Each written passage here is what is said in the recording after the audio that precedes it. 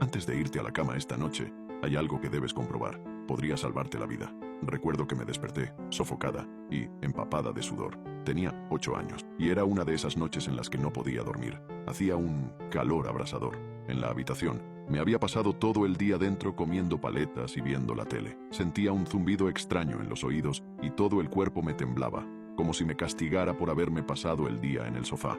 Lo peor de todo era mi almohada. Nunca se había sentido tan abultada. La funda se había empapado de sudor enseguida y volvía a mollarse en cuanto le daba la vuelta.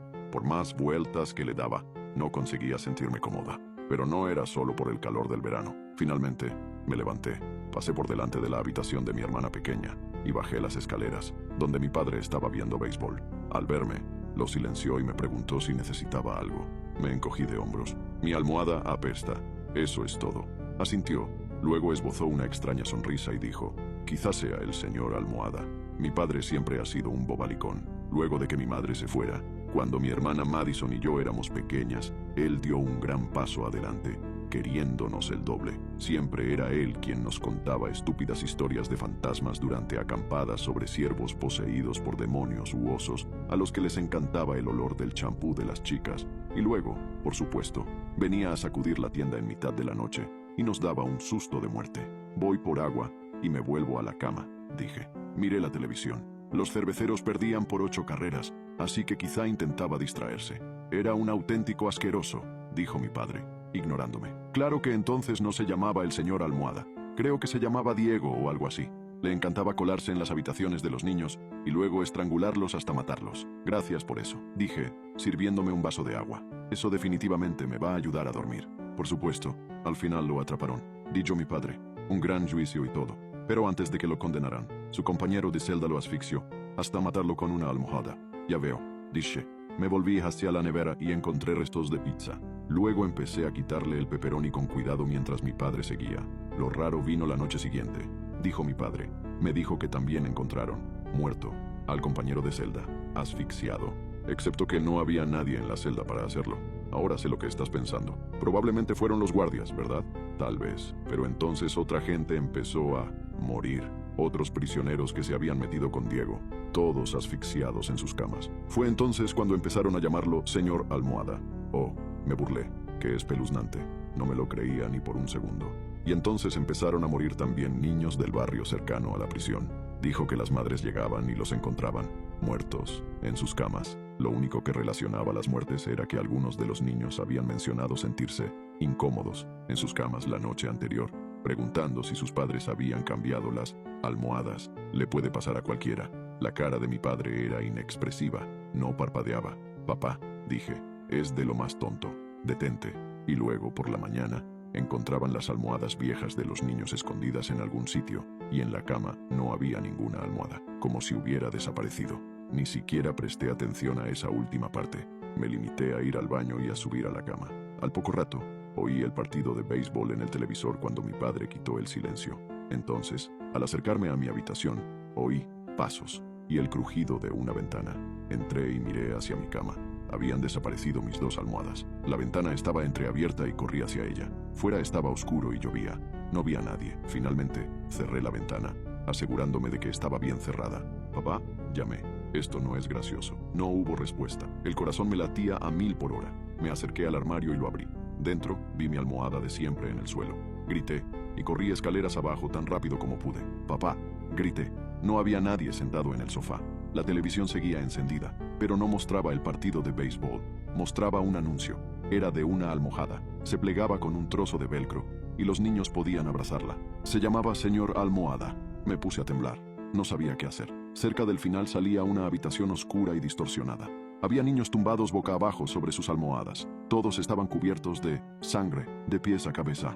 Me alejé del televisor. Me sudaban las manos. Una niña lanzó un grito espeluznante, y un hombre vestido de negro se acercó a ella y le hundió aún más la cabeza en la almohada. Silencio.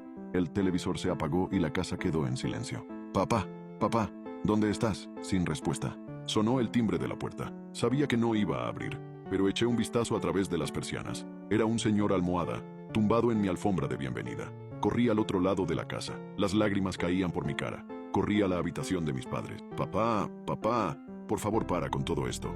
Mi padre estaba tumbado en su cama, boca abajo. Tenía la cara tapada con un señor almohada. Me acerqué lentamente a él, con las piernas temblorosas. Cuando le toqué la cara, soltó un grito ensordecedor. Su cara se levantó de la almohada manchada de sangre. Le faltaban la nariz y uno de los ojos. Antes de que pudiera retroceder, me agarró la cabeza y la forzó contra la almohada. No podía respirar. Tenía la cara abrasada. Se sentía como si quemara. Empujaba con tanta fuerza que ni siquiera podía articular palabras. Así era como iba a morir, pensé. Mi propio padre iba a asfixiarme hasta la muerte. Entonces se detuvo. Sentí una mano levantándome. Cuando elevé la vista, mi padre ya no estaba. Volví al salón y estaba sentado viendo el partido de béisbol. Estaba muy confusa. ¿Había imaginado todo esto?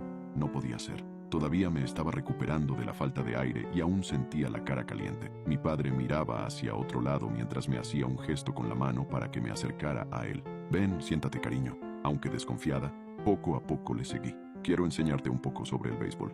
¿Ves al bateador? Ha bateado 2 bolas que están dentro del cuadrado. Si llega al tercer strike, ¿se va a dormir? ¿Se va a dormir? Pregunté. Sí, no se despierta. Al bateador le faltaba la nariz y un ojo.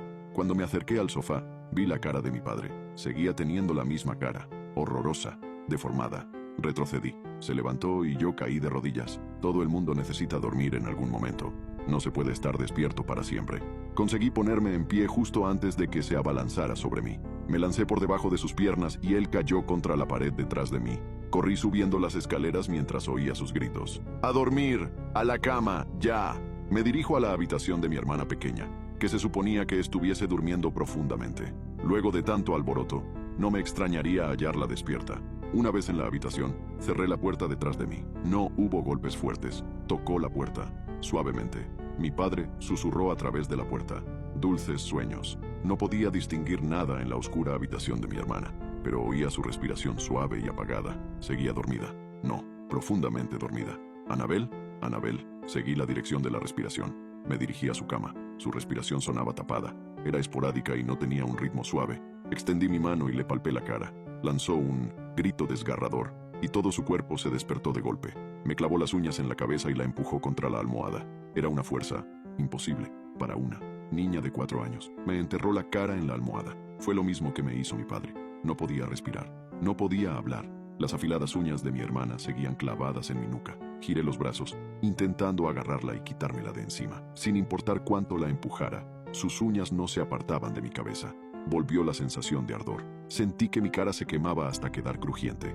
Este era mi destino. Mi hermanita iba a asfixiarme hasta la muerte. Mi juguetona, cariñosa y hermosa hermanita. Mi hermana dejó escapar un suspiro y sonó como si se le llenaran los pulmones de sangre. Duerme. Estaba perdiendo el conocimiento. No me llegaba aire a los pulmones.